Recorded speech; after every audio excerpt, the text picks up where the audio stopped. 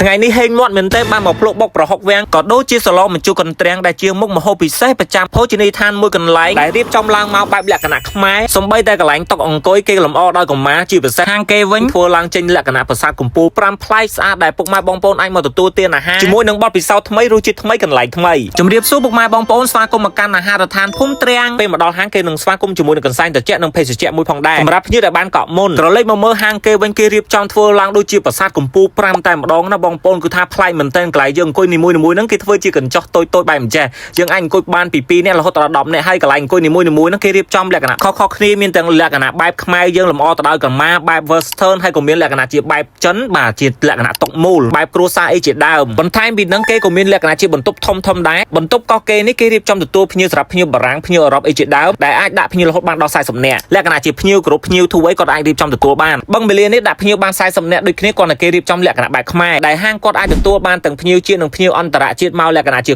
ក្រុមធំដែលអាចធ្វើជាពិធីជួបជុំខួបកំណើតអីក៏បានដែរបងប្អូនបាទហើយភ្ញៀវអឺរ៉ុបភ្ញៀវជប៉ុនភ្ញៀវអីគេចូលចិត្តមកកន្លែងនេះដោយសារតែមុខម្ហូបគាត់ឆ្ងាញ់ហើយសេវាកម្មវិញគឺថាអត់ចាញ់លំដាប់កាយ5ទេចំណែកខាងនេះវិញជាភោជនីយដ្ឋានអង្គរធំដែលអាចដាក់ភ្ញៀវបាន220នាក់អាចរៀបចំជាកម្មវិធីប្រជុំតូចធំសិក្ខាសាលាសម្រាប់មន្ត្រីរាជការអង្គការនានាដោយគេមានភ្ជាប់មកជាមួយនឹងបន្ទប់សម្រាប់ភ្ញៀវ VIP មួយទៀតនិយាយទៅអាហារដ្ឋានគេមានបន្ទប់ធំផ្សេងទៀតបងប្អូនអាចតាក់ទងទៅខាងអាហារដ្ឋានភូមិទ្រាំងផ្ទាល់បាននិយាយពីបរិយាកាសការរៀបចំតុបតែងកន្លែងគាត់របស់របរដាក់តាំងអីគឺថាស្អាតប្រណិតតែម្ដងគាត់មានធ្វើជាឆាកបែបនេះបាទដែលមានចម្លាក់ក្បាច់ក្បូររស់រវើកផុសចេញមកហ្មងគឺថាសម្រាប់រៀបចំលក្ខណៈជា dinner private មានអប្សរាសូអីជាដើមដោយអាហារដ្ឋានគាត់បើកពីម៉ោង6ព្រឹករហូតដល់ម៉ោង10យប់ហើយនិយាយទៅសេវាកម្មគាត់នៅទីនេះមិនថាបុគ្គលិកមិនថាចុងភៅអីទេគឺថាគាត់រៀបចំមកលក្ខណៈបែបអូតែលំដាប់កាយ5តែម្ដងគឺថាមានចំណេះជំនាញបែបស្តង់ដារតែម្ដងឥឡូវនេះខ្ញុំនាំពុកម៉ែបងប្អូនមកមើលកន្លែងចម្អិនអាហារគាត់វិញគឺថាធំតែម្ដងបងប្អូនហើយសំខាន់មើលទៅមានអនាម័យទៀតនិយាយថាបើចង់ភៅវិញមួយគាត់សុទ្ធសឹងតែអ្នកមានបទពិសោធន៍ច្រើនឆ្នាំធ្វើតាមរេស្តូរ៉ង់និងអូតែពីមុនមកអញ្ចឹងណាហើយបើបានទៅឃើញផ្ទាល់វិ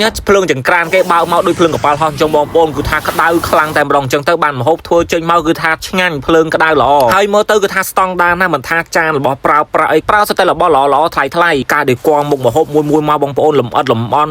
់គឺថាតំណងគួរឲ្យចង់ញ៉ាំហ្មងនេះឃើញហើយសម្រាប់បាយថ្ងៃនេះផងដែរគឺថាមានមុខម្ហូបពិសេសសម្រាប់ម្ហូបខ្មែរយើងបុកប្រហុកវាំងមាន់ដុតផ្កាអង្គាដីសម្លម្ជូរកន្ទ្រាំងដែលសុទ្ធសឹងតែជាមុខម្ហូបប្រចាំហាងតែម្ដងនិយាយថាបុកប្រហុកវាំងគេនេះតំណងមែនតើគេបុកជាមួយនឹងត្រីឆ្អើរហើយមកជាមួយនឹងបន្លែគ្រប់មុខយើងញ៉ាំផ្ទាប់ជាមួយនឹងគ្នាចេះមកគឺថាចាប់ជាតិគ្នាមែនតើដាក់ម្ទេសហឹលតិចក៏តំណងដែរខ្ញុំទៅតែស្គាល់ដើមកន្ទ្រាំងនេះទេមានរសជាតិដូចស្តៀងផលិតអញ្ចឹងគ្រាន់តែវាមានរសជាតិល្វីងតិចតែឆ្ងាញ់មួយយ៉ាងដែរបងប្អូនអាចសាកបានមាន់ដុតគេគឺជាមាន់ស្រែដែលមានបន្លែពិសេសនោះគឺផ្កាអង្គាដីយើងញ៉ាំផ្ទាប់ជាមួយនឹងអង្គាដីនេះគឺថាឆ្ងាញ់ប្លែកហើយជួយសុខភាពយើងបានទៀតបាទសម្រាប់អ្នកផ្ដាសាយអីនឹងត្រូវហើយការវេចខ្ចប់ម្ហូបរបស់គាត់ល្អមែនតើគាត់ប្រើស្មុកខ្មែរអញ្ចឹងទៅបានជួយជីវភាពមួយផ្នែកដែរដល់អមអ្នកធ្វើស្មុកខ្មែរនេះកន្លែងគាត់មិនមែនមានតែម្ហូបខ្មែរទេគាត់មានម្ហូបបែបចិនដែររសជាតិមានតែមួយទេនៅកន្លែងគាត់នេះគឺជាឈុតស៊ុបប្រុយត្រីឆ្លាមមកជាមួយនឹងមីសួរសណ្តែកនិងជីវ៉ាន់ស៊ុយដែលមានរសជាត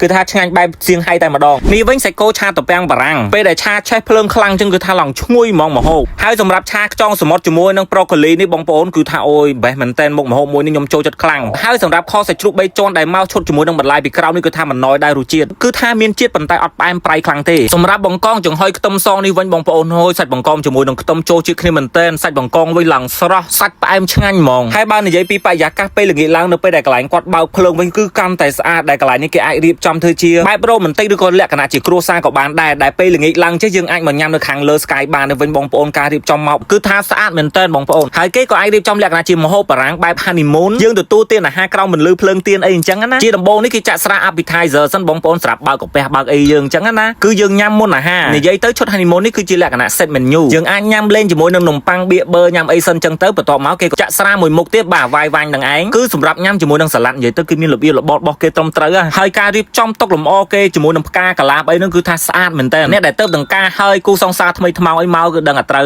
ហើយម្ហូបបន្ទាប់គឺ pumpkin soup គឺស៊ុបល្ពៅនឹងឯងស៊ុបគេខាប់រសជាតិឆ្ងាញ់មែនតើហើយសម្រាប់វគ្គ steak សាច់គោអូស្ត្រាលីគឺគេមានបម្រើជាស្រាក្រហមហើយលក្ខណៈជាភ្ញៀវ VIP គេបម្រើនៅក្នុង wine decanter steak នេះមាន steak salmon ដែលមកពីប្រទេស Norway មានទាំងចំជំនីជាហើយ steak សាច់គោមានជម្រើសទឹកជ្រលក់3ប្រភេទ red wine sauce peppercorn sauce និង mushroom sauce ញ៉ាំជាមួយនឹងស្រាក្រហមគេនៅមកគឺថាចាប់ជាតិគ្នាល្អមែនតើ wine ចុងក្រោយនេះគេហៅថា wine rosé ដែលគេញ៉ាំជាមួយនឹងបង្អែមមួយសេតគេនេះគឺថាមុខម្ហូបឆ្ងាញ់ទាំងអស់តាំងពីមុខម្ហូបដំបូងរហូតដល់បង្អែមចុងក្រោយសំខាន់ពេលយប់ឡើងបរិយាកាសគឺកាន់តែល្អបាទរ៉ូមែនទិកគេបើកភ្លើងឡើងអញ្ចឹងណាយើងអាចមកថតរូបលេងអញ្ចឹងទៅស្អាតមែនតើបងប្អូនក្រៅពីហ្នឹងគាត់ក៏មានរៀបចំជាលក្ខណៈ romantic dinner ឬក៏ anniversary wedding អីជាដើមដូចនិយាយអញ្ចឹងបុគ្គលិកគេវិញគឺថារស់រាយហើយមានជំនាញច្បាស់លាស់ទៀតសម្រាប់ รับมาฮบគេរៀបចំជាសេតមេញូបែបខ្មែរដែលគេប្រើជាមួយនឹងគ្រឿងខ្មែរផ្ទាល់ប្រាក់សំបីតតុកនឹងគេដាក់លម្អជាមួយនឹងភ្លើងពីខាងក្រោមពណ៌ក្រហមចេះមកអូយប្លែកមែនតើមុខមកហូបទី1នេះលក្ខណៈជាណែមបាយក្តាំងបំពងបាទហើយណែមយើងញ៉ាំជាមួយនឹងទឹកត្រីអញ្ចឹងទៅហើយសម្រាប់បាយក្តាំងវិញយើងអាចញ៉ាំជាមួយនឹងទឹកជ្រលក់របស់គេហៅថាទឹកជ្រលក់ណាតាំងបាយក្តាំងគេបំពងឡើងស្រួយខ្ញោកឈុតបន្ទាប់ជាមួយនឹងបាយសអាម៉ុកហើយជាមួយនឹងឆាឡុកឡាដែលគេដាក់ជាមួយនឹងចានថ្នោតជាផលិតផលក្នុងស្រុកយើងនិយាយទៅមុខម្ហូបនៅទីនេះគឺថាពីមួយមុខទៅមួយមុខគឺថាឆ្ងាញ់របស់គេមែនសំបីតែចាំងក៏គេបដូរទម្រង់ដែរពីមួយមុខទៅមួយមុខដើម្បីឲ្យយើងប្លែកអារម្មណ៍អញ្ចឹងទៅណាគឺថារីកមិនមែនតែសម្រាប់ហាងគាត់មួយនេះដែលមានទីតាំងជីពីស្តុបពេទ្យកុនថេបុផាទៅស្ពាននៀករួចបត់ឆ្វេងទៅរកផ្លូវមាត់ស្ទឹងបន្តទៅត្រង់ទៅបងប្អូននឹងឃើញផ្លាកសញ្ញាបត់ចូលទៅតាមផ្លូវលំខាងស្ដាំដៃនេះសម្រាប់ការកក់នឹងពណ៌មានលម្អិតបងប្អូនអាចតាក់ទងទៅកាន់ page ឬលេខទូរស័ព្ទខាងក្រោមនេះបានវីដេអូយើងក៏ដល់ទីបញ្ចប់ហើយអរគុណសម្រាប់ការទស្សនាចាំជួបគ្នានៅវីដេអូក្រោយទៀតណាជម្រាបលា